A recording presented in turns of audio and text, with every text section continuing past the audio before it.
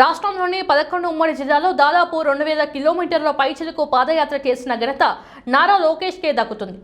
ముందు ఎందరో నాయకులు పాదయాత్ర చేశారు. వాటన్నిటినీ తలదన్నే విధంగా రాష్ట్రంలోని మండలాలు, గ్రామాల్లో పర్యటించారు. జగన్మోహన్ రెడ్డి పాలనలో రాష్ట్ర ప్రజల కష్టాలను తెలుసుకోవడానికి నారా లోకేష్ దిగ్విజయంగా పాదయాత్రను పూర్తి చేశాడని మంత్రి మండిపల్లి రాంప్రసాద్ రెడ్డి అన్నారు. ఆ రోజు పాదయాత్రలో నారా లోకేష్ ప్రజల నుండి తెలుసుకున్న కష్ట నష్టాలు నేడు కూటమి ప్రభుత్వం రాష్ట్రంలోని ప్రజలందరికీ అందిస్తోంది. గత 5 సంవత్సరాలలో ప్రజలు కష్టాలు పడ్డారు. ఎక్కడ చూసినా దోపిడీదే. ఆ రోజుకి ఈ రోజుకి మన జీవితాల్లో ఎంతో మార్పులు వచ్చాయి. గత 5 ఏళ్లలో కడప, పల్నాడు, అన్నమయ్య జిల్లాలో వందలాది ఘటనలు జరిగాయి. ఆ ఘటనలో ఎందరో టీడీపీ కార్యకర్తలు అసువులు బాశారు. వాళ్ళందరి కుటుంబాలకు న్యాయం జరిగేలా నారా లోకేష్ చర్యలు తీసుకున్నారు. భారతదేశంలో ఏ ప్రాంతీయ పార్టీకి లేని సభ్యత్వ నమోదు కార్యక్రమం ఈ రాష్ట్రంలో జరిగిందంటే కేవలం నారా లోకేష్ వల్లే అని రాంప్రసాద్ రెడ్డి అన్నారు. ముఖ్యంగా ఈ సమావేశం ఏర్పాటు చేయడం ఏమనగా మా ప్రియతమ యువ నాయకులు, రాష్ట్రానికే తలమాలికమైన నారా లోకేష్ బాబు గారు ఆయన సుదీర్ఘ పాదయాత్ర సుమారు 2000 కిలోమీటర్లు పూర్తి చేసి 2 సంవత్సరాలు దాటిన కార్యక్రమాన్ని ఈరోజు ఇక్కడ తెలుగుదేశం పార్టీ ఆఫీసులో జరుపుకుంటూ ఈ కార్యక్రమానికి విచ్చేసిన తెలుగుదేశం పార్టీ నాయకులు, కార్యకర్తలు అందరి తరఫున, ముఖ్యంగా మా రాయచోటి నియోజకవర్గ ప్రజల తరఫున మరొక్కసారి ఆయనకు ధన్యవాదాలు తెలియజేసుకుంటున్నాం. భారతదేశ చరిత్రలోనే ఏ రాజకీయ పార్టీలో ఏ నాయకుడు చేయని సాహసం లోకేష్ బాబు గారు ఆ రోజు చేయడం జరిగింది. ముఖ్యంగా రాష్ట్రంలో ఉన్న 11 జిల్లాలు, ఉమ్మడి జిల్లాలను కవర్ చేసుకుంటూ 2000 కిలోమీటర్ల పైచిలకు నడిచి సుమారుగా 2000 మండలాలు దాటిన ఘనత కూడా ఆయనకే దక్కుతుంది. ముందు ఎందరో నాయకులు పాదయాత్రలు చేశారు. అవన్నిటికీ తలదన్నే విధంగా రాష్ట్రంలో ఉన్న గ్రామాలంటి, పట్టణాలంటి పర్యటించి, ముఖ్యంగా ఆ రోజు అప్పుడున్న పరిస్థితులను బట్టి జగన్మోహన్ రెడ్డి ఒక ముఖ్యమంత్రిగా ఉంటూ ఆయన భూతంగా చూపిస్తున్న రోజుల్లో నేనున్నానంటూ రాష్ట్ర ప్రజల యొక్క కష్టాలను తెలుసుకునేదానికి ఆయన కంకణం కట్టి ఆయన పాదయాత్రను దిగ్విజయంగా పూర్తి చేయడం జరిగింది. ముఖ్యంగా ఆ రోజు పాదయాత్రకు నాంది పలకడంతోనే ఈ రోజు రాష్ట్రంలో కూటమి ప్రభుత్వం ఏర్పాటైన తర్వాత ఈ 8 నెలల్లో ఏవైతే సంక్షేమ పథకాలు ప్రజలకు అందుతున్నాయో ఆ పాదయాత్రలో ప్రజలు ఆయన దగ్గరికి వచ్చి విన్నవించుకున్నారో అవన్నీ ఒక్కొక్కటిగా ఈ రోజు ఈ కూటమి ప్రభుత్వం గౌరవనీయులు పెద్దలు చంద్రబాబు నాయుడు గారి నాయకత్వంలో ప్రజలకు అందిస్తున్నాం.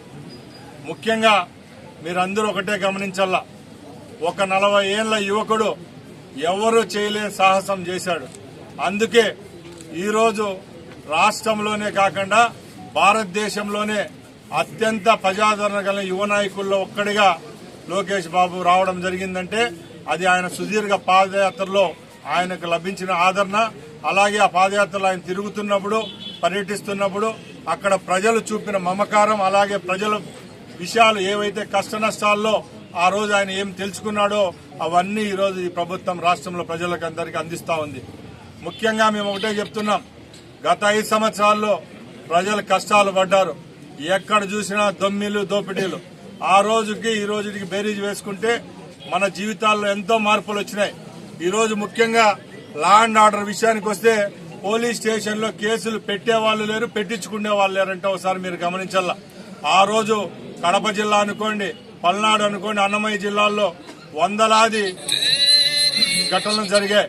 ఆ ఘటనలో తెలుగుదేశం పార్టీ కార్యకర్తలు ఎందరో అసువులు బాశారు. వాళ్ళందరి కుటుంబాలకు ఈరోజు న్యాయం జరిగే విధంగా లోకేష్ బాబు గారు చర్యలు తీసుకుంటున్నారు.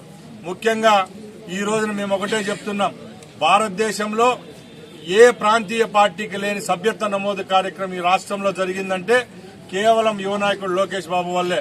ఎందుకంటే జాతీయ పార్టీల్లో లక్షలు దాటి కోట్లకు సభ్యత్వాలు చేస్తే ఒక ప్రాంతీయ పార్టీ అయిన తెలుగుదేశంలో ఈరోజు 1 కోటి దాటి సభ్యత్వాలు చేసిన ఘనత కూడా తెలుగుదేశానికి, అలాగే చంద్రబాబు నాయుడు గారికి, లోకేష్ బాబు గారికి దక్కుతుంది. ఈరోజు తెలుగుదేశం పార్టీ కార్యకర్తల అభ్యున్నత కోసం మెంబర్షిప్లు చేయించడమే కాకుండా వాళ్లకు ప్రమాద బీమా కట్టిన ఘనత కూడా ఈ పార్టీకి, అలాగే లోకేష్ బాబు గారికి దక్కుతుంది. మేము ఒకటే చెప్తున్నాం, రాబోయే కాలంలో కూడా తెలుగుదేశం పార్టీ చంద్రబాబు నాయుడు గారి నాయకత్వంలో, అలాగే మా యువకిరణం లోకేష్ బాబు నాయకత్వంలో తప్పకుండా వచ్చే 5 ఏళ్ల తర్వాత కూడా తెలుగుదేశం పార్టీ మరొకసారి అధికారంలోకి వస్తుందని తెలియజేసుకుంటూ సెలవు తీసుకుంటున్నాం. ముఖ్యంగా పత్రికా మిత్రులకు ఒకటే తెలియజేసుకుంటున్నా, ఈ రోజు దావోస్ పర్యటన ఎప్పుడు జరిగిందో ఒకసారి మీరు క్యాలెండర్లో చూడాలా. 5 సంవత్సరాలు రాష్ట్రాన్ని నామరూపాలు లేకుండా పెట్టుబడిదారులందరినీ పక్క రాష్ట్రాలకు తరిమేసిన ఘనత ఆ రోజు జగన్మోహన్ రెడ్డిది అయితే, కేవలం 8 నెలల్లోనే రాష్ట్రంలో ఏ విధమైన సమస్యలు లేకుండా ఉద్యోగస్తులకు 1వ తారీఖున జీతాలు ఇస్తూ, అలాగే పెన్షన్దారులకు 30వ తారీఖున జీతాలు ఇస్తున్నాం. ఎక్కడ ఏ విధమైన అవాంఛనీయ సంఘటనలు జరగకుండా ఈ రాష్ట్రంలో ఫ్రెండ్లీ ప్రభుత్వం అనిపించుకునే ఘనత తెలుగుదేశం పార్టీకే దక్కుతుంది. అదే తరుణంలో ఈ రోజు మా నాయకులు దావోస్ పర్యటన ముఖ్యమంత్రి అలాగే హెచ్ఆర్డీ మినిస్టర్ హోదాలో వెళ్లినారు. ఆ రోజు జగన్మోహన్ రెడ్డి చేసిన దాష్టికాలు ఈ రోజుకి కూడా రాష్ట్రాల్లో అయితేనేం కేంద్రంలోనైతేనేం అంతర్జాతీయంగా తెలుసు కాబట్టే ఇలాంటి తప్పులు జరుగుతా ఉన్నాయి తప్పక ఈ రోజు వైసీపీ వాళ్ళు చెప్పినట్టు ఏ విధంగా ఏ తప్పులు దొరలేదు. ముఖ్యంగా మేము ఒకటే చెప్తున్నాం, దావోస్ పోయేది కాదండి, దావోస్ పోకుండానే ఆంధ్ర రాష్ట్రంలోనే ఉండి గూగుల్ తెచ్చింది ఎవరని మేము అడుగుతున్నాం. గూగుల్ యొక్క వైజాగ్ లో గూగుల్ పెట్టేదానికి చేసింది ఎవరు? అలాగే టీసీఎస్ సంస్థ ద్వారా ఇక్కడ వందలాది అవకాశాలు కల్పిస్తామని చెప్పింది ఎవరు? ఈ రోజు మేము ఒకటే చెప్తున్నాం, ఆ రోజు చంద్రబాబు నాయుడు గారు ఐటీ అనే విప్లవం తీసుకొని వచ్చి హైదరాబాద్కి పునాది వేస్తే ఈ రోజు మరొక్కసారి నవ్యాంధ్రప్రదేశ్ లో ఇన్ఫర్మేషన్ టెక్నాలజీనే కాకుండా వినూత్నంగా పవర్ సెక్టర్లోనైతేనేం, ఇండస్ట్రియలైజేషన్లో అయితేనేం, డ్రోన్ వ్యవస్థలోనైతేనేం ముందుకెళ్లే విధంగా ఇక్కడ పనిచేస్తా ఉన్నాం. మేము ఒకటే చెప్తున్నాం, పెట్టుబడిదారులకు స్వర్ణధామంగా ఆంధ్రప్రదేశ్ తయారవుతా ఉంది. ముఖ్యమంత్రి గారు 18 గంటలు పనిచేస్తున్నారు. ఆ రోజు ఆ ముఖ్యమంత్రిగా జగన్మోహన్ రెడ్డి ఉన్నప్పుడు ఎందరో పెట్టుబడిదారులు ఇక్కడ ఎంఓయూలు కుదుర్చుకున్న తర్వాత కూడా ఆ కంపెనీలు పెట్టమని చెప్పి పక్కల రాష్ట్రాలకు పోతే, ఈ రోజు మేము ప్రభుత్వం ఏర్పాటు చేసిన 8 నెలల్లోనూ వందలాది కంపెనీలు అమరావతికి వచ్చి క్యూ కట్టడం జరిగిందంటే ఒకసారి గ్రహించాలా. ఈ యొక్క అవాకులకు చవాకులకు బెదిరే పరిస్థితే లేదు. తప్పకుండా ఈ రాష్ట్రాన్ని ముందుకు తీసుకుని పోయేదానికి ఏదైతే విజన్ ఉందో 2047 ఏ విధంగా చంద్రబాబు గారు ఇప్పుడు చెప్తున్నారో అదే విధంగా అప్పుడు స్వర్ణ విజన్ 2020 ఏ విధంగా సార్థకమైందో ఈసారి కూడా 2047 అనే విజన్ తో మా ప్రభుత్వం ముందుకెళ్తా ఉంది. ముఖ్యంగా కేంద్రంలో నరేంద్ర మోడీ గారి నాయకత్వంలో ఈ రోజు పెట్టుబడులు వస్తున్నాయి.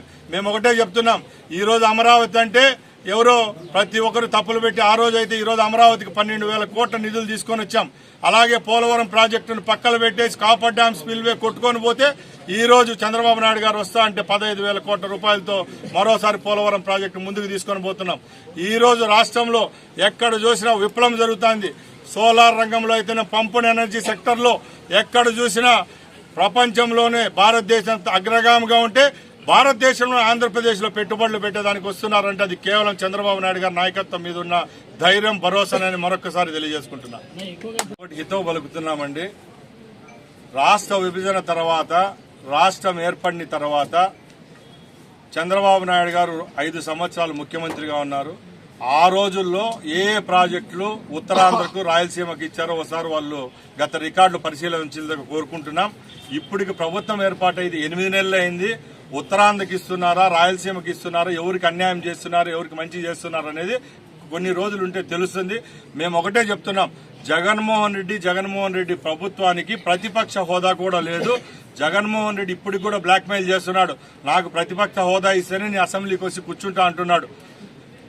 ప్రభుత్వం మారిన 1 నెలలోనే విజయవాడకు వరదలు వస్తే ప్యాంటు పైకి మడిచి 5 నిమిషాలు కూడా వరద నీళ్ళలో ఉండలేని మనిషి, ఆయన మనుషులు ఓడిపోయిన చెంచాగాళ్ళకి ఈ రోజు మాట్లాడే అర్హత లేదని మేము తెలియజేసుకుంటున్నాం.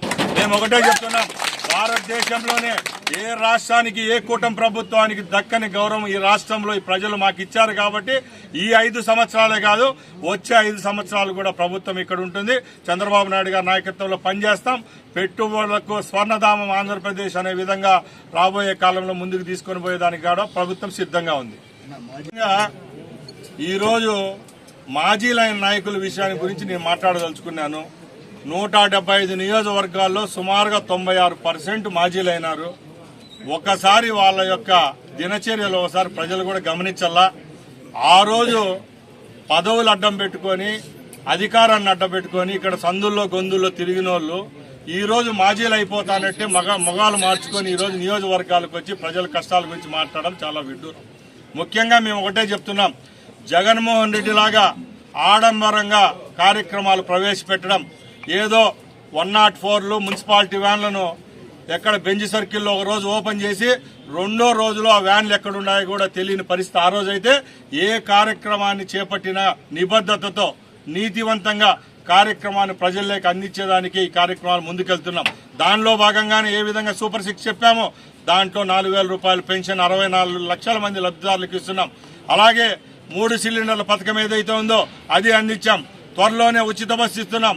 అలాగే మహిళా సోదరులందరికీ ఎవరికైతే బిడ్డలకు అందరికీ హామీలు ఇచ్చామో ఒక్కొక్కటిగా చేస్తున్నాం. అంతే తప్పక జగన్మోహన్ రెడ్డి లాగా కరెంట్ అయిపోయిన తర్వాత కరెంటు లేని స్విచ్ని ఒత్తి ఇక్కడ ప్రజల మీద పడ్డం మాకు ఇష్టం లేదు. లేటుగా వచ్చినా లేటెస్ట్గా వచ్చే విధంగా అన్ని పథకాలు ఏవైతే సూపర్ 6లో మేము చెప్పామో అవి కాకుండా ఏవైతే హామీలు ఇవ్వలేదో ఈరోజు మా నాయకుడు చెప్తున్నాడు, గేమ్ చేంజర్ అంటున్నాం. గోదావరి నీళ్లను రాయలసీమకు తీసుకొచ్చే విధంగా, కృష్ణా జలాల్లో కలిపి అక్కడి నుంచి బనకచర్లకు తీసుకొని వచ్చే విధంగా 1,00,000 కోట్లతో ఏదైతే కార్యక్రమం చేపడుతున్నామో అది రైతులకు అందరికీ రేపు రాబోయే కాలంలో చాలా మంచి జరిగే కార్యక్రమం. అలాంటి కార్యక్రమాలు కూడా చేపడతామంటే ముందు చెప్పేదానికి వెనుకడుగు వేసే పరిస్థితి లేదు. తప్పకుండా సూపర్ 6 రాష్ట్రంలో ఉండే ప్రజలకు అందించేదానికి సిద్ధంగా ఉన్నాం. జగన్మోహన్ రెడ్డి న్యాయస్తుడా, చంద్రబాబు నాయుడు విజ్ఞతతో కలిగిన నాయకుడా, లేకపోతే అనుభవజ్ఞుడు అనేది రాష్ట్రంలో కాదు భారతదేశానికి కాదు ప్రపంచానికి అంతా తెలుసు. జగన్మోహన్ రెడ్డి అనేవాడు పరదాల ముఖ్యమంత్రి. ఈరోజు ముఖ్యమంత్రి రోజుకి ఎన్ని గంటలకు సెక్రటేరియట్లో ఉంటున్నారు, ఎన్ని గంటలకు సెక్రటేరియట్ నుంచి బయటకు వెళ్తున్నారు ఒకసారి గమనిస్తున్నారు ప్రజలు. ఆ రోజు జగన్మోహన్ రెడ్డి క్యాబినెట్ మీటింగ్కో లేకంటే ఎప్పుడో 5 సంవత్సరాల్లో 3 సార్లు వచ్చి అక్కడికి వచ్చి మీటింగులు పెట్టేవాడు. ఈ రోజు ముఖ్యమంత్రి గారు ఈ 8 నెలల్లో ఆయన క్యాలెండర్ ఒకసారి చూడాలా. అవగాహన ఎవరికి ఉందో అవగాహన ఎవరికి లేదో ప్రజలు తెలిసే ఈసారి ఓట్లు వేసినారు కాబట్టి రేపు ఓట్లు వేసే విషయం గురించి మేము మాట్లాడాం. ఇప్పుడు మాకు ఓట్లు వేసి అత్యధిక మెజార్టీతో గెలిపించారు కాబట్టి ఇప్పుడు మా మీద 160 సీట్లు గెలిపించిన ప్రజలందరికీ రుణం తీర్చుకునే పని చేసే విధంగా క్యాబినెట్ అయితేనేం ఎమ్మెల్యే అయితేనేం మా ముఖ్యమంత్రి గారు పనిచేస్తున్నారు. తప్పకుండా ముందుకెళ్తాం. మేము ఒకటే చెప్తున్నాం, జగన్మోహన్ రెడ్డి యొక్క కార్యకర్తలకు నాయకులకు ఆయనకు నిజమైన ప్రతిపక్ష పాత్ర మీరు వహించాలనుకుంటే మీకు గెలిచిన 10 ఎమ్మెల్యేలు 11 మంది ఎమ్మెల్యేలు ఉన్నారు. కేవలం అసెంబ్లీలో క్వశ్చన్లు పోస్ట్ చేసి ఆ క్వశ్చన్లు మమ్మల్ని అడిగేటప్పుడు కూడా మీ ఎమ్మెల్యేలు అక్కడ ఉండడం లేదు. అంటే ఒకసారి మీరు గమనించాల, మండలిలో మీకు సభ్యులు ఉన్నారు కాబట్టి మండలికి మీ వాళ్ళంతా వస్తున్నారు. అసెంబ్లీలో 10 మంది ఉన్నారు కాబట్టి అది కూడా షేమ్గా ఫీల్ అవుతున్నారు. మీకు రాజ్యాంగం పట్ల ఏదైతే అంబేద్కర్ గారు మనకు రాజ్యాంగంతో సంకల్పించిన హక్కుల విషయంలో కూడా మీరు కాలు రాస్తున్నారు. తప్పక మా ప్రభుత్వంలో మాకేదో ఈ పార్లమెంటరీ వ్యవస్థ మీద మాకు నమ్మకం ఉంది. తప్పకుండా ముందుకెళ్తాం. అంతే తప్పక మీరు చెప్పిన మాటలు ఏదైనా నిజాయితీగా ఉంటే ముందు మేము గ్రహిస్తామే తప్పక ఇలాంటి అవాకులు చవాకులు పేలితే మేము పట్టించుకునే పరిస్థితులు లేము.